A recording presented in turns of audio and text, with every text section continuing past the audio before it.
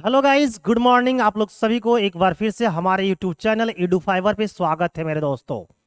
तो जैसा कि आप लोग जानते हो मेरे प्यारे मित्र, मेरे चाहने वाले, कि मैं आप लोग को फिजिक्स पढ़ा रहा था। और फिजिक्स में आप लोग को मैंने इलेक्ट्रिसिटी पढ़ा दिया है ना, आपको लाइट पढ़ा दिया। और आज बारी है हम लोगों को किसको पढ़ना है? ह्यूमन आई के बारे में, मानव नेत्र के बारे में पढ़ना है। एंड डिफेक्ट्स ऑफ ह्यूमन आई पढ़ना है, यानी कि मानव नेत्र में किन किन प्रकार के दोष होते हैं। उसके बाद हमें पढ़ना है आपको स्कैटरिंग ऑफ लाइट के बारे में, डिस्पर्सन ऑफ लाइट के बारे में। और उसके बाद मुझे पढ़ना है एटमॉस्फेरिक रिफ्रैक्शन, यानी वायुमंडलीय अपवर्तन के बारे में पढ़ना है। इसके बाद जो हमारा जो चैप्टर है वो the human I and colourful जो वर्ल्ड नाम की जो चैप्टर है वो पूरी रूप से क्या हो जाएगी? समाप्त हो जाएगी। तो मेरे मित्र, मेरे चाहने वाले जितने लोग जुड़ गए हैं वो अपने से ज्यादा लोगों को जुड़ने के क्या करें, कोशिश करवाए, तभी तो मजा है। क्लियर है? और मैं आप लोग को जिस तरह से पढ़ा रहा हूं, जिस रफ्तार में पढ़ा रहा हूं प्यारे मित्र, वो भी आपको समझना बहुत जरूरी है।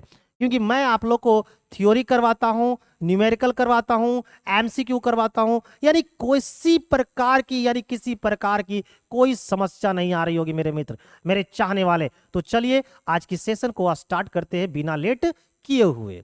तो जैसा कि मेरे मित्र मैंने अभी आप लोग को बताया कि हम लोग आज पढ़ने वाले हैं human I and colourful world के बारे में। तो सबसे पहले हम लोग जानेंगे कि इस चैप्टर में पढ़ना क्या क्या है। आइए देखते हैं। तो कहता है कि इस अध्याय में हम लोग निम्नलिखित चीजों के बारे में क्या करेंगे? पढ़ेंगे। पहले तो पढ़ेंगे हम लोग ह्यूमन आई, यानी कि मानव नेत्र। मानव नेत्र कहने का मतलब है कि हमारा जो मानव नेत्र है मेरे मित्र, हमारे लिए क्यों अत्यंत आवश्यक है, क्यों मूल्यवान है, क्यों संवेदनशील है, इसकी क्या यूज है हमारे लाइफ में, इसके बारे में हम लोग देखेंगे। और कैसे कैसे ये वर्क करती है हमारी आंख, इन सब चीजों के बारे में, इनकी फंक्शन को भी हम लोग समझेंगे कि हमारे आंखों में लाइट कैसे प्रवेश करती है, लाइट को कौन कंट्रोल करता है, इमेज कहाँ बनता है, हमारी आंखों में ये इमेज बनवाने का कौन काम करती है, फिर कैसे हम लोग इस चीज को सेंस कर पाते हैं कि इमेज ऐसा है। इन सारी चीजों पे मैं भी आज स्टडी करवाऊंगा। इसके बाद क्या होता है? समंजन क्षमता, यानी पावर ऑफ एकोमोडेशन, यानी आंखों में क्या होती है? किसी चीज को फोकस करने की, एडजस्ट करने की क्षमता होती है। लेकिन यह भी एक बात है मेरे दोस्त कि हम एक न्यूनतम सीमा तक ही किसी चीज को एडजस्ट कर सकते हैं, है ना। आगे की बात है क्या है? इसके बाद हम लोग पढ़ना है दृष्टि दोष और उनका उपचार, कि किस किस प्रकार के हमारी आंखों में दृष्टि दोष होते हैं। जैसे कि आपने सुना होगा मायोपिया। मायोपिया का मतलब होता है प्यारे मित्र निकट दृष्टि दोष।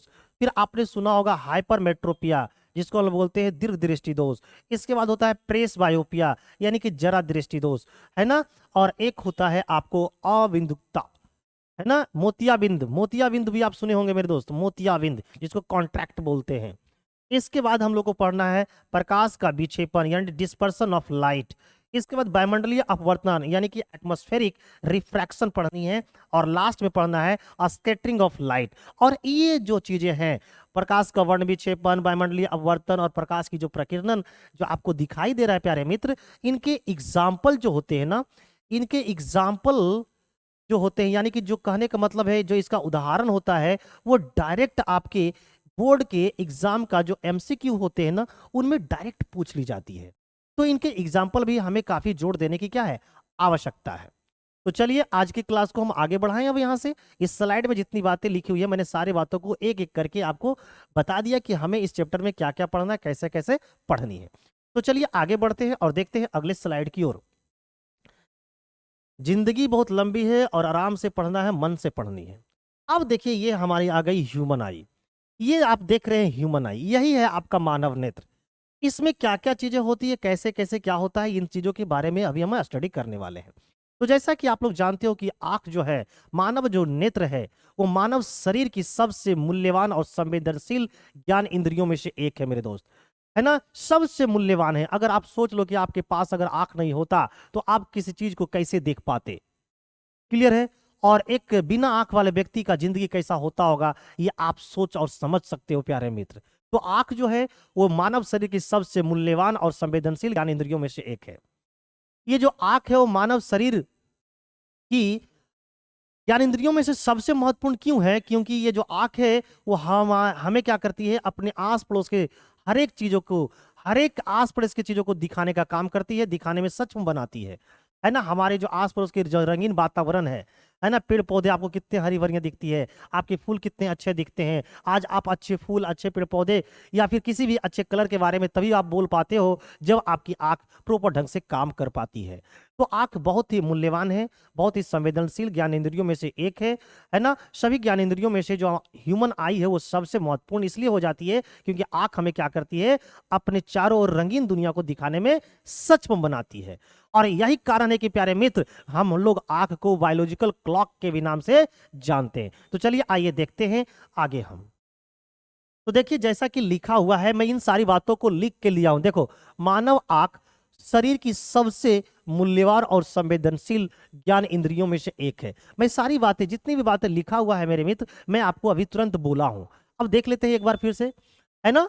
तो मानव जो आंख है वो शरीर की सबसे मूल्यवान और संवेदनशील ज्ञानेंद्रियों में से एक है ना। सभी ज्ञानेंद्रियों में से मानव आंख सबसे महत्वपूर्ण है। अब क्यों महत्वपूर्ण होती है? क्योंकि यह हमें अपने चारों ओर की सुंदर रंगीन दुनिया को देखने में क्या करती है, सक्षम बनाती है। आज आप अपने चारों ओर रंगीन दुनिया को देख पाते हो कि ये ऐसा ऐसा दिख रहा है, ये ऐसा दिख रहा है, ये ऐसा दिख रहा है, ये वैसा दिख रहा है। ये तभी आप देख पाते हो जब आपके पास एक क्या है, एक एकदम नॉर्मल आई है, ठीक है। और जिस कारण इसे हम लोग जैविक घड़ी भी कहा जाता है, यानी कि जिस कारण इसे हम लोग बायोलॉजिकल क्लॉक के नाम से भी जानते हैं। अब देखिए ये आपका एनाटॉमी दिख रहा है, ये जो स्ट्रक्चर है, ये जो बनावट दिखाया गया है प्यारे मित्र, ये एक नॉर्मल आई का है। और आपके एग्जाम में क्या होती है ना, जो बोर्ड के एग्जाम होते हैं उसमें रे डायग्राम आपसे पूछी जाती है कि आंख का रे डायग्राम को क्या करे, प्रदर्शित करें, यानी कि दिखाएं। तो आप इतने अच्छे से इस जो रे डायग्राम को मैं आपके लिए लेके आया हूं, इसे बहुत ही प्यार और ईमानदारी के साथ, एकदम इज्जत के साथ क्या करना है आपको, एग्जामिनेशन हॉल में एकदम बढ़िया से एकदम छाप देना है। क्या करना है? छाप देना है। तो सबसे पहले आइए हम लोग समझते हैं कि ये आंख में है क्या। देखिए ये जो आंख की जो सबसे आगे की हिस्सा है, ये देखिए, ये जो आंख की जो सबसे आगे की हिस्सा है प्यारे मित्र, इसे हम लोग बोलते हैं कॉर्निया। कॉर्निया क्या बोलते हैं इसको? कॉर्निया, जिससे हम लोग बोलते हैं, कॉर्निया को बोलते हैं हम लोग क्या, स्वच्छ मंडल। क्या बोलते हैं? स्वच्छ मंडल। तो हिंदी में इसे स्वच्छ मंडल के नाम से जानते हैं। और ये कॉर्निया क्या करती है, चलिए हम लोग यहां से फंक्शन को भी देखते चलते हैं। ये जो कॉर्निया वाली हिस्से होती है ना, इसी हिस्से से हमारी आंखों में लाइट क्या करती है, प्रवेश करती है। ये क्या आ रही है? तो लाइट आ रही है। ये क्या आ रही है प्यारे मित्र? तो आप बोलोगे सर लाइट आ रही है, ये प्रकाश आ रही है। तो हमारी आंखों के कॉर्निया वाले हिस्से से क्या होती है कि हमारी आंखों में रोशनी प्रवेश करती है, यानी कि प्रकाश प्रवेश करती है। और फिर होता क्या है कि इस हमारे कॉर्निया के पीछे एक संरचना पाई जाती है जिसे हम लोग बोलते हैं क्या, आयरिस। ये जो चीज है आपको दिख रहा होगा, ये जो चीजें होती है मेरे दोस्त, ये वाली जो चीज दिख रही है, इसे बोलते हैं आयरिस। और आयरिस का हिंदी होता है परितारिका। परितारिका, ये परितारिका क्या करती है, ये परितारिका क्या करती है मेरे दोस्त? तो ये जो पुपिल है, पुपिल यानी कि पुतली, ये जो पुपिल आपको मैं देख रहा हूं, ये देखो पुपिल है, यानी कि कहने का मतलब ये है पुतली। ये पुतली के साइज को बढ़ाती घटाती है, यानी कि पुतली के साइज को क्या करती है, कंट्रोल करने का काम करती है। लेकिन है ना, ये पुतली के साइज को क्या करती है, उस पुतली के साइज को नियंत्रित करने का काम करता है। लेकिन हमारी आंखों में जो लाइट एंट्री कर रही है, हमारी आंखों में जो लाइट एंट्री करती है मेरे दोस्त, उसको जो कंट्रोल करने का काम करता है वो करता है आपका पुतली। पुतली क्या करती है, हमारी आंखों में प्रवेश कर रही लाइट को कंट्रोल करती है ना। ये क्या करती है, कंट्रोल करती है, लेकिन किसको? तो लाइट को, है ना, लाइट को कंट्रोल करने का काम करता है। लेकिन जो पुतली को कंट्रोल करता है, पुतली के साइज को बढ़ाना घटाना, ये कौन करता है? तो आप बोलोगे परितारिका करते हैं, यानी कि आयरिस करती है। उसके बाद ये लाइट हमारी लेंस पे पड़ती है। ये जो आपको दिख रहा होगा, ये जो फिगर है, ये जो फिगर है प्यारे मित्र, क्या ये जो फिगर आप में आपको दिख रहा है, ये देखिए, जिसको मैं रेड कलर से आपको दिखाने की कोशिश कर रहा हूं, ये जो है ना प्यारे मित्र, ये हमारा लेंस होता है। क्या होता है प्यारे मित्र? तो लेंस होता है। तो ये जो है वो एक लेंस है, देखिए यहाँ लेंस लिखा हुआ है, ये एक लेंस होती है प्यारे मित्र, यानी आप आपकी आंखों में एक लेंस लगा रहा होता है और यह कर पूछा जाए कि आंखों में पाए जाने वाला जो लेंस होती है वो कौन सी लेंस होती है, तब आपको आंसर देना है कि यह होती है कन्वेक्स लेंस, यानी कि एक उत्तल लेंस होता है प्यारे मित्र। कौन सा लेंस होता है? उत्तल लेंस। उत्तल लेंस होता है। ये कौन सा लेंस होता है? उत्तल लेंस। फिर क्या करती है कि जो ये उत्तल लेंस होती है ना, लाइट जब इस पे पड़ती है तो ये क्या करती है? वस्तु का इमेज को बनाती है। कहां पर? रेटिना पर। ये देखिए, ये रेटिना है ना। ये क्या करती है? वस्तु का इमेज कहाँ बनाती है? रेटिना पर बनाती है। और आप लोग को पता है कि रेटिना पर जो बना इमेज होता है वो कैसे होते हैं प्यारे मित्र? तो आपको याद रखना है कि रेटिना पर जो बना इमेज होता है वो आपको रियल इमेज होते हैं, रियल होते हैं और इन्वर्टेड होता है। ये सारी बातें मैं अगले स्लाइड में लिख कर दे दूंगा आप लोग को, है ना। तो रियल एंड क्या होते हैं? इन्वर्टेड होते हैं। और साथ में डिमिनिश्ड होते हैं मेरे प्यारे मित्र। डिमिनिश्ड करने का मतलब छोटा होता है। कैसा होता है? तो रियल, इन्वर्टेड एंड डिमिनिश्ड होता है। रियल, इन्वर्टेड यानी कि उल्टा, और क्या होते हैं? डिमिनिश्ड। डिमिनिश्ड कहने का प्यारे मित्र मतलब है कि छोटा होता है। तो मानव नेत्र में जो रेटिना वाले हिस्सा होती है उस पे इमेज बनता है, और जो इमेज बनता है वो क्या होता है? तो उल्टा होते हैं, वास्तविक होता है और वस्तु से छोटा होता है। अब देखिए क्या होता है कि जब हमारी आंखों पे रेटिना पर जब इमेज बनती है तो रेटिना में क्या होता है? बहुत बहुत संख्या में। रेटिना खुद में एक बहुत छोटी सी क्या होती है? झिल्ली होती है ना। एक डेलिकेटेड मेम्ब्रेन होता है।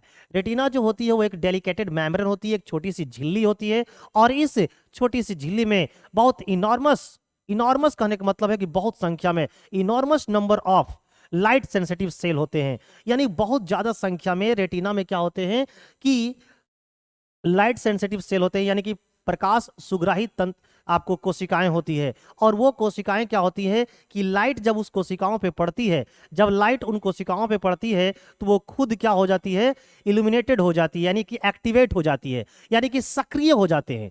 वो जो है ना, वो जो सेल होती है वो सक्रिय हो जाती है। और सक्रिय जब होती है, जब वो एक्टिव होता है मेरे दोस्त, तो एक्टिव होने के बाद क्या करती है कि इलेक्ट्रिकल सिग्नल जनरेट करती है ना। एक क्या करती है? इलेक्ट्रिकल सिग्नल जनरेट करती है। और फिर क्या होता है कि वो इलेक्ट्रिकल सिग्नल हमारे कहाँ पहुंचती है? ऑप्टिक नर्व पे पहुंचती है। ऑप्टिक नर्व, ऑप्टिक नर्व का होता है दृक् तंत्रिकाएं बोलते हैं इसको। दृक् दृक् तंत्रिका, इसे क्या बोलते हैं? दृक् तंत्रिका।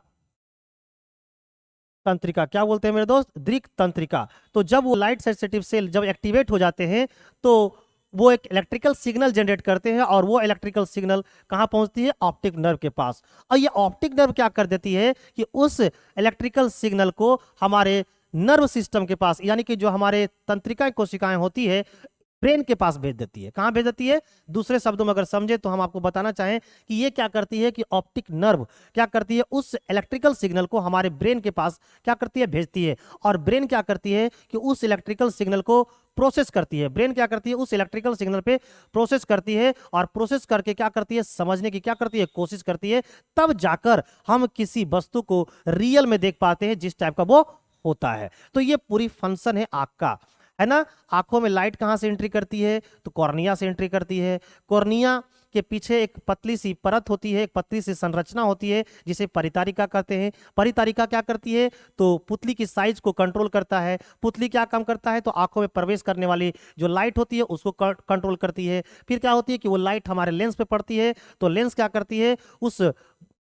उस वस्तु का इमेज को कहाँ बनाती है? रेटिना पर बनाती है। और रेटिना पर जो बना इमेज होता है मेरे दोस्त, वो कैसे होते हैं? वास्तविक, उल्टा और वस्तु से छोटा होता है। और रेटिना में क्या होती है? बहुत ज्यादा संख्या में प्रकाश सुग्राही कोशिकाएं होती है, यानी कि enormous number of light sensitive sales होते हैं। और लाइट सेंसिटिव सेल्स क्या होती है कि लाइट पड़ने से एक्टिवेट हो जाते हैं। और एक्टिवेट हो जाने के बाद क्या होता है? इलेक्ट्रिकल सिग्नल जनरेट करता है, यानी कि विद्युत सिग्नल, ये विद्युत सिग्नल को क्या करता है? उत्पन्न करता है। और फिर वो जो लाइट, ये जो हमारा जो इलेक्ट्रिकल सिग्नल है वो कहाँ पहुंच जाती है? हमारे ऑप्टिक नर्व के पास, यानी कि दृक् तंत्रिकाएं के पास पहुंचती है। और ये दृक् तंत्रिकाएं क्या करती है? उस सिग्नल को हमारे ब्रेन के पास पहुंचा देती है। और ब्रेन क्या करती है? उस सिग्नल पर क्या करती है?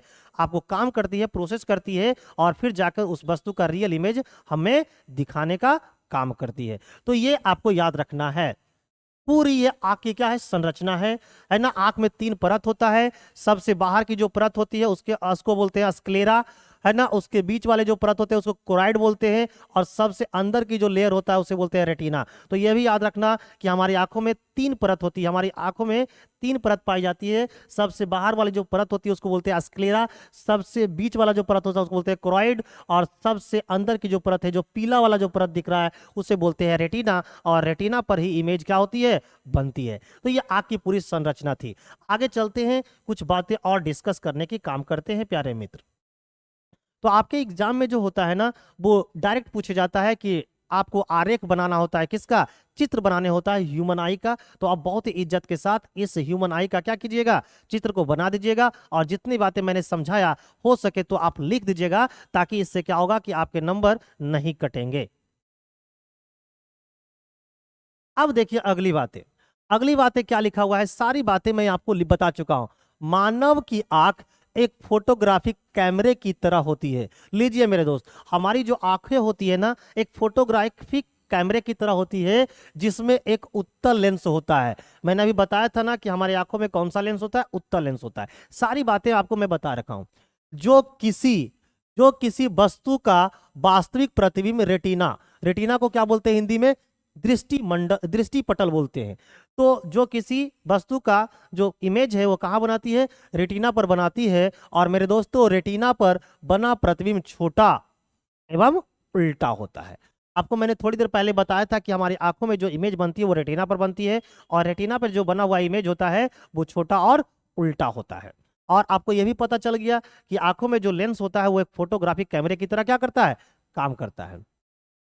प्रकाश हमारी आंखों में एक पतली झिल्ली से होकर प्रवेश करता है। देखिए, मैंने बताने का काम किया था ना कि प्रकाश हमारी आंखों में एक पतली झिल्ली से होकर प्रवेश करती है, जिसे क्या बोलते हैं, कॉर्निया कहते हैं। यानी कि उसे क्या बोला जाता है, स्वच्छ मंडल के नाम से जाना जाता है। और कॉर्निया के पीछे एक संरचना होती है जिसे हम लोग परितारिका कहते हैं। परितारिका को इंग्लिश में बोला जाता है मेरे दोस्त आइरिस, है ना, क्या बोलते हैं, आइरिस बोला जाता है। तो कॉर्निया के पीछे एक पतली संरचना होती है जिससे हम लोग क्या बोलते हैं, परितारिका कहते हैं। और परितारिका क्या करती है, पुतली के साइज को क्या करती है, नियंत्रित करती है। पुतली जो काला वाला हिस्सा होता है नियंत्रित करता है, और पुतली नेत्र में प्रवेश करने वाले प्रकाश की मात्रा को नियंत्रित करती है। ये सारी बातें मैं आपको जब अभी आंख का फिगर को लेकर, रे डायग्राम को लेकर आपको एक्सप्लेन कर रहे थे, तो ये सारी बातें मैं आपको बता रखा हूं कि क्या क्या चीजें कहाँ कहाँ होती है। तो आपने देखा कि जो मानव का जो नेत्र है वो एक फोटोग्राफिक कैमरे की तरह काम करती है, जहां फोटोग्राफिक कैमरे के काम करती है जिसमें एक उत्तल लेंस होता है, और जो किसी वस्तु का जो प्रतिबिंब है वो मानव नेत्र के कहाँ, रेटिना पर बनाती है, और रेटिना पर जो बना इमेज होता है वो छोटा और उल्टा होता है। इसके बाद मैं ये सारी बातें आपको बता चुका हूं। अब मैं आगे की ओर अपनी गाड़ी को बढ़ाता हूं जरा सा रफ्तार में, क्योंकि एग्जाम बहुत जरा नजदीक है। आगे लिखा हुआ है समंजन क्षमता। ये समंजन क्षमता क्या होती है मेरे दोस्तों, समंजन क्षमता ये होती है कि एक आंख, हमारी जो आंख होती है, जो हमारी नॉर्मल आई होती है, यानी कि जो स्वच्छ आंख होती है, उसमें पावर ऑफ एकोमोडेशन होता है। यानी कि समंजन क्षमता होती है कि अपने फोकस को एडजस्ट करे, अपने फोकस को क्या करे, एडजस्ट करे। तो जो एडजस्ट करने की क्षमता होती है ना, उसी को बोलते हैं समंजन क्षमता। लेकिन हमारी आंखों के पास एडजस्ट करने की एक क्या है, लिमिट है।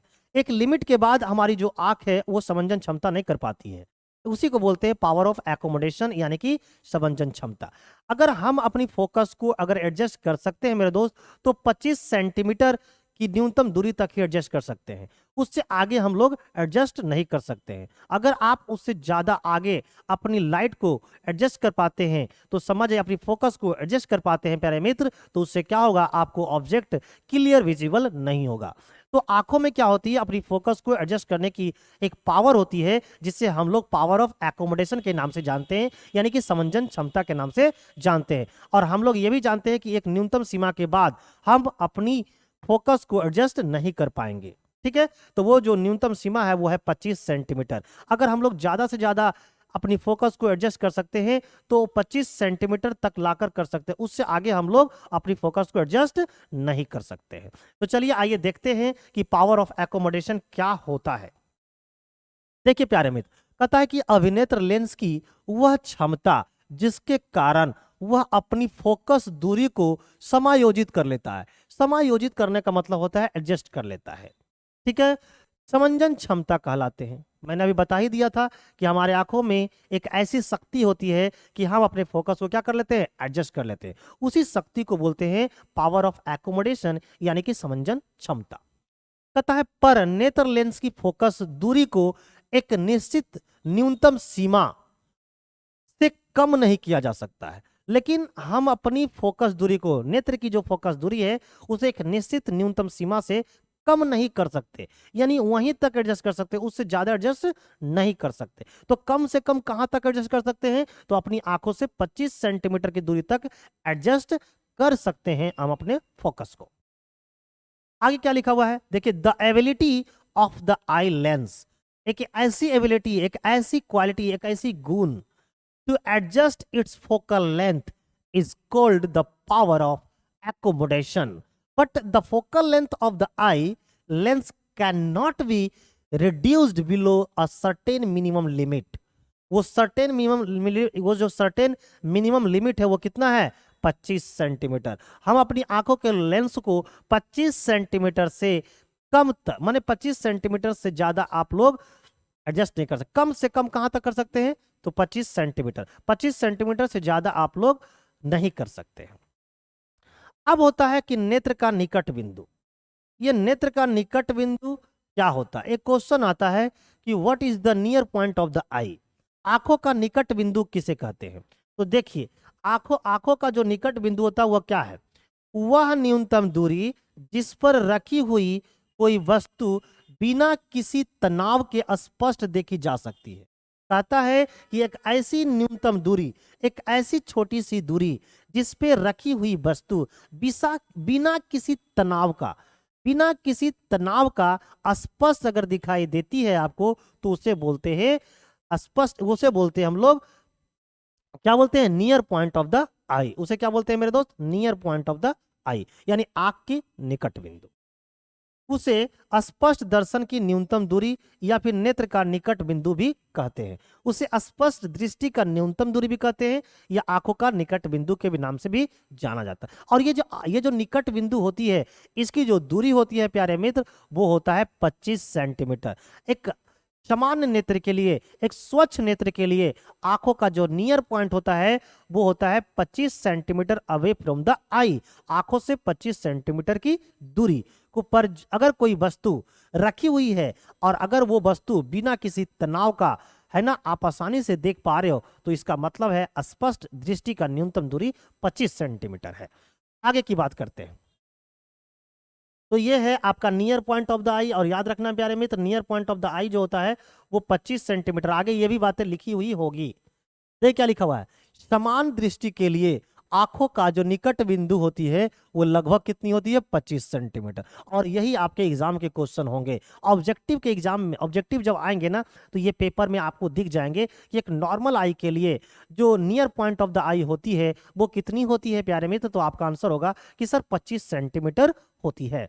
अब हम लोग देखते हैं नेत्र का दूर बिंदु क्या होता है। नेत्र का दूर बिंदु क्या है मेरे दोस्त, कहता है कि वह दूरतम दूरी जहां तक कोई नेत्र वस्तुओं को सुस्पष्ट देख सकता है। कहता है कि एक ऐसी दूरी जहां तक हमारी आंख एकदम स्पष्ट देख सकता है, जहां तक हमारी आंख स्पष्ट देख सकता है, वो नेत्र का क्या कहलाता है, दूर बिंदु कहलाता है। नेत्र का क्या कहलाता है, दूर बिंदु कहलाता है। लेकिन जब आप किसी वस्तु को ऐसे देखते हो तो क्या बता पाते हो कि कहां पर ये वस्तु है, नहीं। यानी कहने का मतलब हमारी आंखों का जो दूरतम बिंदु होती है वो अनंत होती है, यानी अनंत पे रखी हुई वस्तु को भी हमारी आंखें आसानी से क्या कर लेता है, एकदम क्लियर विजिबल कर लेता है। तो यहाँ पर लिखा हुआ एक समान नेत्र के लिए नेत्र का जो दूरतम बिंदु होती है वो अनंत होती है। ये आपका MCQ में आएगा मेरे दोस्त, ये आपका MCQ में आएगा, ये जो है वो भी आपका MCQ में आएगा। तो ध्यान देना प्यारे मित्र ये सब पॉइंट पे। अतः एक समान नेत्र 25 सेंटीमीटर से अनंत दूरी तक रखी सभी वस्तुओं को सुस्पष्ट देख सकता है। एक नॉर्मल जो आई होती है, एक स्वच्छ जो आंखें होती है, वो 25 सेंटीमीटर से लेकर अनंत पर रखी वस्तुओं को आसानी से क्या कर लेती है, देख लेता है। तो आपको रेंज पूछ सकता है, एक रेंज पूछेगा आपसे, है ना। अगर आप आपका एग्जाम अच्छा ले तो आपसे क्या पूछेगा, रेंज। और रेंज में क्या पूछा जाएगा कि जो नॉर्मल आई होती है, जो नॉर्मल आई होती है वो कहां से लेकर कहां तक की वस्तु को आसानी से देख सकता है। तो आप बोलिएगा कि 25 सेंटीमीटर से लेकर 25 सेंटीमीटर से लेकर इन्फिनिटी तक कोई वस्तु को आसानी से देख सकता है। It is the range of the normal eye. तो ये सब बातें आपको ध्यान देना है मेरे प्यारे मित्र। अब देखिए यहां पर क्या है, यहां पर आ गए हमारा दृष्टि दोष। दृष्टि दोष, दृष्टि दोष और उनका उपचार। होता है क्या है कि जैसे जैसे हमारे उम्र बढ़ती चली जाती है, जैसे जैसे उम्र बढ़ती है, जैसे जैसे हमारा उम्र बढ़ता है मेरे दोस्त, क्या होती है कि आंखों का जो फोकस होती है, उसकी जो पावर होती है, उसको एडजस्ट करने में जरा जरा क्या होने लगती है, परेशानियां होने लगती है। जो पावर ऑफ एकोमोडेशन होती है आई की, समंजन क्षमता जो होती है हमारी आंखों की, वो उम्र बढ़ने के साथ साथ घटता चला जाता है, बिगड़ता हुआ चला जाता है, जिसकी वजह से मानव नेत्र में कुछ दृष्टि दोष उत्पन्न हो जाते हैं। ठीक है ना, जिसकी वजह से हम किसी चीज को आसानी से देख नहीं पाते हैं। उनके लिए कुछ एक्सटर्नल चीजें को लगाने की क्या पड़ती है, आवश्यकता पड़ती है। तो हम लोग उनके बारे में अब स्टडी करने वाले हैं कि वो डिफेक्ट कौन कौन सा होता है, किस प्रकार से हम वस्तुओं को नहीं देख पाते हैं, है ना। ये सब सारी जो बातें होती है वो किसकी वजह से होती है, तो पावर ऑफ एकोमोडेशन खो जाने की वजह से। आंखों की जो समंजन क्षमता होती है वो धीरे धीरे बढ़ती उम्र के साथ साथ खोती हुई चली जाती है, यानी कि घमता हुआ चला जाता है, जिसकी वजह से मानव नेत्र में क्या होता है प्यारे मित्र कि कुछ डिफेक्ट्स हो जाते हैं। मानव नेत्र में क्या हो जाते हैं, कुछ डिफेक्ट्स हो जाते हैं, जिसकी वजह से हम लोग किसी वस्तु को स्वच्छ नहीं देख सकते हैं, यानी कि क्लियर नहीं देख सकते। अब मुख्य रूप से दृष्टि दोष 3 प्रकार के होते हैं। एक होता है निकट दृष्टि दोष, जिसको बोलते हैं मायोपिया, इसे दूसरे शब्दों में बोल सकता है शॉर्ट साइटनेस। और दूसरी होती है दूर दृष्टि दोष, जिसको बोलते हैं हाइपरमेट्रोपिया या फिर फार साइटेडनेस। और एक होता है जरा दृष्टि दोष, यानी कि प्रेस बायोपिया। तो ये फार साइटनेस, और एक होता है शॉर्ट साइटनेस, और एक होता है मायोपिया या फिर इसी को बोलते हैं हाइपरमेट्रोपिया। तो ये सारी बातें आपको ध्यान देना है कि मानव नेत्र में जो जनरली हम लोग को पढ़ना है अकॉर्डिंग टू सिलेबस, वो इसी 3 के बारे में पढ़ना है कि निकट दृष्टि दोष क्या होता है, दीर्घ दृष्टि दोष क्या होता है, और दूर दृष्टि दोष क्या होता है। तो इसकी चर्चा है मेरे मित्र मैं अगले क्लास में करूंगा आप लोगों को। ठीक है, अभी मैं एक छोटा सा इंफॉर्मेशन आपको देना चाहता हूं कि जितने बच्चे आज नए जुड़े हुए हैं वो सबसे पहले क्या करेंगे कि प्ले स्टोर में जाके ईडू फाइवर एप्लीकेशन को डाउनलोड कर लेंगे। ये जो एप्लीकेशन है प्यारे मित्र ईडू फाइवर जो एप्लीकेशन है, इसे आप लोग क्या कर लेना, डाउनलोड कर लेना। यहाँ डाउनलोड करने से क्या फायदा है प्यारे मित्र कि आपको हर एक एग्जाम की तैयारी आपको करवाई जाएगी। जैसे अभी आपकी नियरेस्ट जो एग्जाम है वो मैट्रिक का है, ये जो एग्जाम है अभी आपका क्या है, मैट्रिक का है। तो मैट्रिक का कंप्लीट नोट्स, कंप्लीट वीडियो, यानी कि हर एक चीज, complete MCQ, everything is available on this platform, on this application which is name is Edu Fiver. हर एक चीज यहाँ पर अवेलेबल है मेरे दोस्त, सारा कुछ आपको मिल जाएगा मैट्रिक का कंटेंट।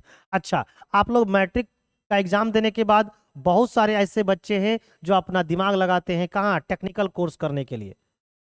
कहाँ जाना चाहते हैं, टेक्निकल में। जैसे वो करना चाहेंगे पॉलिटेक्निक,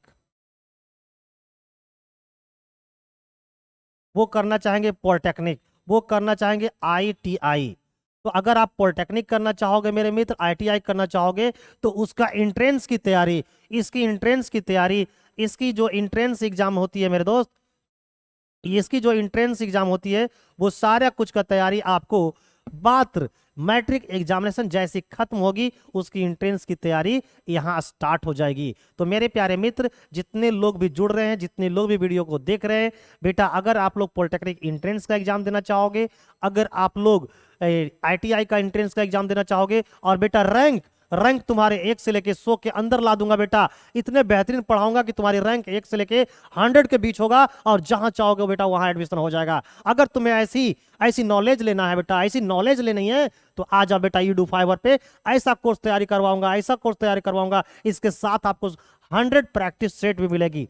100 प्रैक्टिस सेट करवा दूंगा बेटा, इससे बाहर कहीं बाहर कोई भी क्वेश्चन नहीं आएगा। तो मैं उम्मीद करता हूं कि आप लोग जरूर से जरूर इस एप्लीकेशन को डाउनलोड कर लेना बेटा। और जितने लोग यूट्यूब चैनल पे नए जुड़े हुए हैं, एक बार अगर वीडियो अच्छी लगी हो, हमारी क्लास अच्छी लगी हो बेटा, तो सब्सक्राइब कर देना, लाइक कर देना और दूसरों को भी शेयर कर देना। चलिए, थैंक यू, बाय बाय। आज की क्लास यहीं पर स्टॉप करती है।